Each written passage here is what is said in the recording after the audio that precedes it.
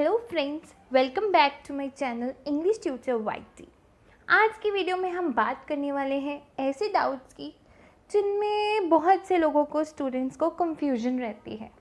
Video शुरू करने से पहले जिसने हमारे चैनल को सब्सक्राइब नहीं किया है वो फटाफट से चैनल को सब्सक्राइब, और वीडियो अगर अच्छी लगे then please hit that like button. तो चलिए देखते हैं कौन कौन से ऐसे डाउट्स हैं। कीप और पुट दोनों का मतलब रखना होता है, पर डिफरेंस आखिर है क्या? वॉइस और साउंड दोनों का मतलब आवाज़ होता है, पर फ़र्क आखिर है क्या? हियर और लिसन दोनों का मतलब होता है सुनना, पर डिफरेंस क्या है? लर्नड वर्सेस लर्न दोनों का मतलब होता है सीखना, पर डिफरेंस है क्या? कंप्लेन वर्सेस कंप्लेंट दोनों का मतलब होता है शिकायत, इसमें क्या डिफरेंस है? See versus watch versus look तीनों का मतलब होता है देखना, पर डिफरेंस क्या है? आइए फ्रेंड्स देखते हैं। Guys, first confusion is keep versus put दोनों का मतलब होता है रखना, किसी भी चीज़ को या वैसे रखना। अब किसी भी चीज़ को हम फिज़िकली रख रहे हैं तो वहाँ सिर्फ पुट यूज़ होएगा, बट फिज़िकली भी यूज़ हो और नॉन फिज़िकली भी, दोनों में यूज़ हो तो वहाँ पे कीप यूज़ होएगा। अब डिफरेंस नहीं समझ आया होगा, थोड़ा और अच्छे से समझा देती हूँ। जैसे अगर मैं बोलूँ I kept the books on the chair, तो यहाँ पे जो कीप की सेकंड फॉर्म है वो क्या होगी? केप्ट। तो इसका मतलब है कि मैंने बुक्स चेयर पर रखी, तो ये यहाँ पे क्या, मैं बुक्स है ना, मतलब मैंने चेयर पर उठाकर बुक्स रख दी हैं, तो ये फिज़िकली हो गया, फिज़िकली मैंने कोई चीज़ रखी है, तो यहाँ पे कीप का यूज़ हो गया, ठीक है। और पुट का भी फिज़िकली में देख लेते हैं। अगर मैंने यहाँ पे ऐसे बोल दिया same, I put the books on the chair, right. अब इसमें भी फिजिकली बुक्स रखी हैं, तो यहाँ पे हम पुट का भी यूज़ करते हैं। अब पुट की सेकंड फॉर्म, इसकी वर्ब की 3 फॉर्म्स होती हैं पुट की, पुट पुट पुट, तो ये पुट यहाँ पे सेकंड फॉर्म हो गया, तो यहाँ पे भी फिजिकली यूज़ हो गया, बट पुट सिर्फ फिजिकली यूज़ हो रहा है। कीप को हम नॉन फिजिकली भी यूज़ कर सकते हैं, मतलब जो चीज़ हमें दिखाई नहीं दे रही हो। फॉर एग्ज़ाम्पल, अगर मैं बोलूँ I always keep my promises, promises तो किसी को दिख नहीं रहे ना, मैं हमेशा अपने वादे रखती हूँ, इसका मतलब है। तो यहाँ पे जो कीप वर्ड हो गया वो क्या हो गया? एज नॉन फिजिकली यूज़ हो गया। जैसे एक और एग्जाम्पल ले लेते हैं, please keep this a secret. Means इसका मतलब है कि प्लीज़, जैसे हम बोलते हैं फ्रेंड्स में अगर बात शेयर करके, यार प्लीज़ इसको ना सीक्रेट ही रखियो, किसी को बताइए मत आगे, तो इसको मतलब इस बात को सीक्रेट रखना है। कीप का यहाँ पे मतलब नॉन फिजिकली यूज़ हो रहा है रखना, बट सीक्रेट हम देख तो नहीं रहे ना, सिर्फ ऐसे, तो यहाँ पे कीप नॉन फिजिकली यूज़ हो चुका है। ओके गाइज, तो ये डिफरेंस समझ आया? So guys, next is voice versus sound दोनों का मतलब होता है आवाज़, ठीक है। जैसे लिविंग थिंग के मुंह से निकले तो उसे वॉइस बोलते हैं, और अगर नॉन लिविंग थिंग के मुंह से निकले तो उसे साउंड बोलते हैं। जैसे डिफरेंस, अगर मैं बात कर रही हूँ, मेरी आवाज़ सुनाई दे रही है, ठीक है, मैं लिविंग थिंग होगी ना, तो माई वॉइस होगी वो, ना कि साउंड।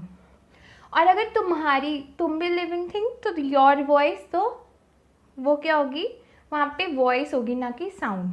ऐसी जगह अगर कुत्ता भौंक रहा है, ठीक है, गली में कुत्ते भौंकते रहते हैं, तो वो डॉग बार्क्स या डॉग बार्किंग, ठीक है, तो वहाँ पे वो डॉग की वॉइस होगी, ना कि साउंड। ऐसी नॉन लिविंग थिंग में जैसे कभी भी फ़ोन की रिंगटोन बज पड़ी, ठीक है, तो फ़ोन की रिंगटोन वो साउंड होगी, और ऐसी बारिश अचानक से होगी तो वो साउंड ऑफ रेनिंग कहलाएगी, ठीक है। इसको और एग्जांपल मैं आपको समझा देती हूँ।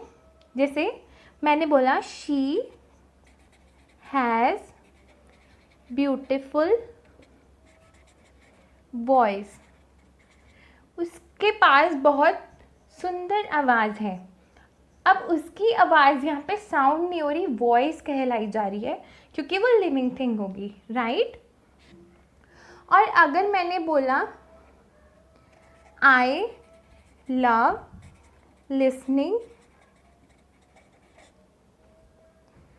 टू साउंड ऑफ वायलिन, तो वायलिन यहाँ पे क्या हो गया फ्रेंड्स, वायलिन यहाँ पे नॉन लिविंग थिंग हो गया। वायलिन की आवाज़ को हम साउंड बोलेंगे, ना कि यहाँ पे voice. Is that clear? So here versus listen, दोनों का मतलब होते हैं सुनना। अब फ़र्क क्या है? हियर होते हैं जब आपको खुद को अपने आप सुनाई पड़ता है, मीन्स आपको अचानक से सुन गई आवाज़, जैसे गली में शोर हो रहा है, कोई बातें मार रहे हैं, तो वो आवाज़ अचानक वाली हुई, ठीक है, तो वो हियर कहलाएगी। और लिसन जैसे जब आप इंटेंशनली कुछ सुनना चाहते हैं, जब हम खुद से कुछ सुन रहे हैं, मतलब हमारी इच्छा है उसको सुनने की, तो वहाँ पे वो लिसन हो गया, ठीक है। और जब हमारी इच्छा नहीं है, अपने आप ही सुनाई देगी ना, हमें शोर गली में हो रहा था, तो उसे क्या होएगा वहाँ पे हियर। एग्जाम्पल जैसे हियर में अगर एरोप्लेन उड़ता हुआ उसकी आवाज़ सुनाई देगी, तो एरोप्लेन की साउंड जो है आपको वो हियर होगी है, ठीक है। और अगर आप म्यूज़िक सुन रहे हो बैठ के, वो आप अपनी मर्ज़ी से सुन रहे हो ना, तो वहाँ पे वो लिसन यूज़ होएगा। For example in a sentence form, she is listening sad songs, वो सैड सॉन्ग सुन रही है, मतलब उसकी मर्ज़ी है ना सॉन्ग सुनना, वो सैड सॉन्ग सुन रही है, तो यहाँ पे लिसन यूज़ होएगा, लिसनिंग, राइट। और अगर आई हियर थंडर, मैंने बिजली की आवाज़ सुनी, अचानक से सुनी है ना, मतलब मुझे क्या पता था कि बिजली भी आ जाएगी, अचानक से सुन पड़ी, तो यहाँ पे हियर यूज़ हुआ। आप समझ आया difference here versus listen? Now guys, learned versus learned, दोनों का मतलब क्या होता है? सीखना या याद करना, ठीक है। लर्न्ड और लर्न का डिफरेंस समझने के लिए हमें वर्ब समझनी पड़ेगी। वर्ब क्या होते हैं? Action words. अब वर्ब की भी 3 फॉर्म्स होती हैं, first form, second form, third form. अब लर्न की पहली होती है लर्न, सेकंड की लर्न या लर्नड, यहाँ पे ईडी है अर्ड और ट, बस इतना ही फ़र्क है, दोनों हो सकती हैं, और थर्ड भी सेम होती है। बट जब learned as a verb use होगा, वर्ब की थर्ड फॉर्म यूज़ होगी, ठीक है, उसको लर्नड बोलते हैं, ड। और एज एन एडजेक्टिव अगर लर्न यूज़ हो रहा है तो उसे लर्निड बोलते हैं, ठीक है। अब दोनों का डिफरेंस मतलब लर्न वर्सेस लर्न है क्या आखिरकार? जैसे कि मैं इसको सेंटेंस फॉर्म में समझाती हूँ। मैंने बोला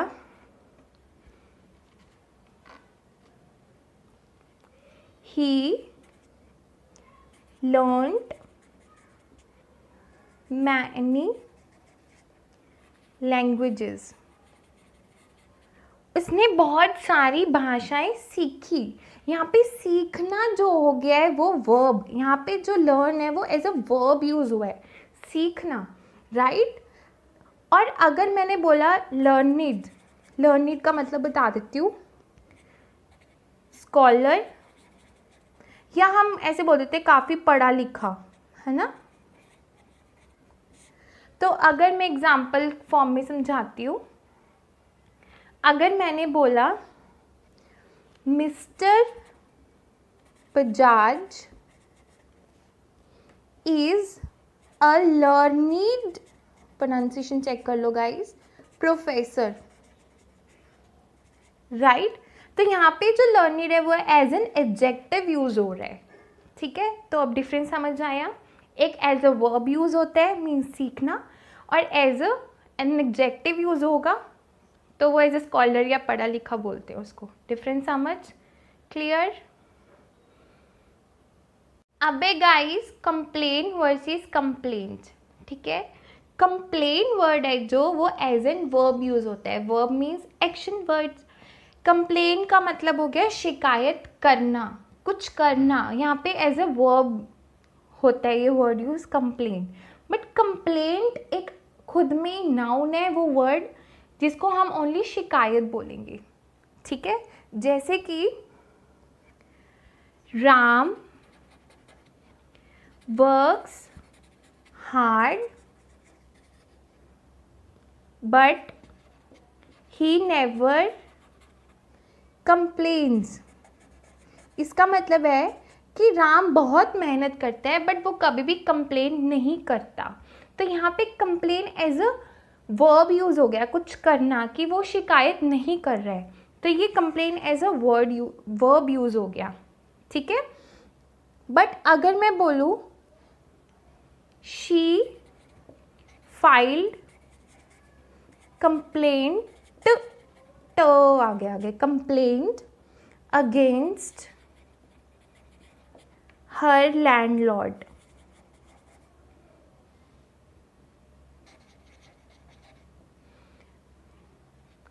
उसने कंप्लेंट फाइल की अपने लैंडलॉर्ड के खिलाफ या विरुद्ध। तो यहाँ पे कंप्लेंट, यहाँ पे वर्ब तो नहीं हुआ है, यहाँ पे एज ए नाउन यूज हो गया है, अपने आप में ही कंप्लेंट एक वर्ड हो गया है।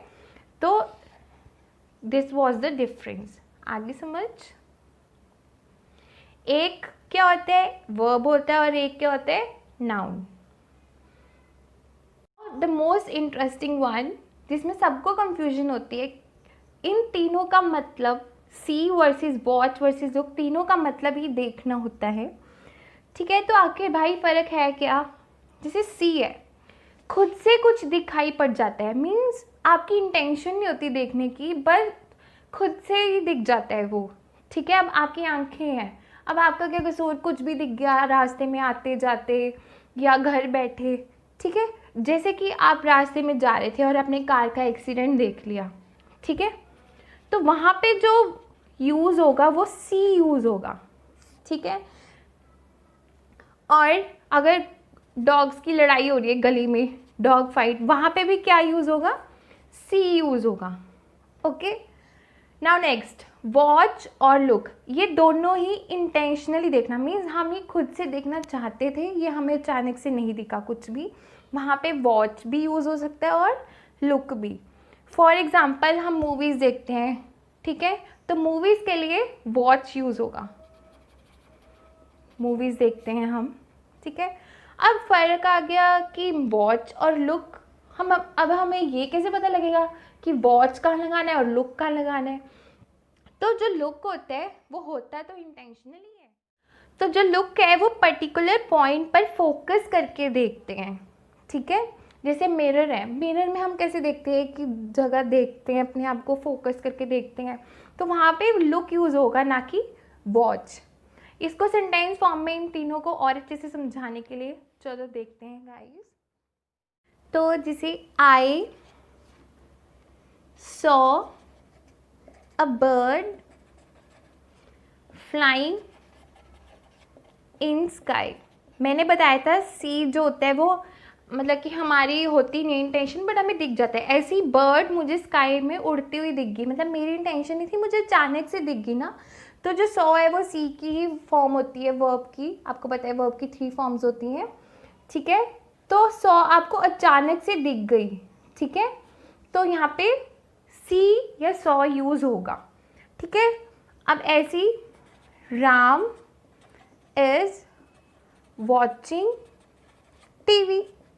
अब वो राम जो है वो टीवी देख रहा है, भाई वो टीवी खुद से ही देख रहा होगा ना, अपनी मर्जी से देख रहा होगा, वो देखना चाहता है टीवी तभी तो देख रहा है। तो यहाँ पे वॉच यूज़ होगा, ना कि सी। ऐसे अगर मैं बोलूँ लुक एट दिस टेबल, तो यहाँ पे मैं पर्टिकुलर टेबल देखने को बोल रही हूँ, तो फोकस करके देखोगे भी ऐसा क्या है टेबल में, ठीक है, तो वहाँ पे लुक यूज़ होगा, ठीक है। तो इन तीनों में डिफरेंस क्या है, सॉ या सी, मतलब कि आपकी कोई इंटेंशन नहीं होती है, वॉच आप इंटेंशनली देखते हो, और लुक अगर फोकस करके देखते हो। बस यही थे कुछ डाउट्स जिनमें ज़्यादातर प्रॉब्लम रहती है सबको। मुझे उम्मीद है आज की वीडियो आप सबको पसंद आई होगी। अब भी इस वीडियो से रिलेटेड किसी को भी कोई भी डाउट है तो कमेंट बॉक्स में कमेंट करके ज़रूर बताएं। मिलते हैं नेक्स्ट वीडियो में।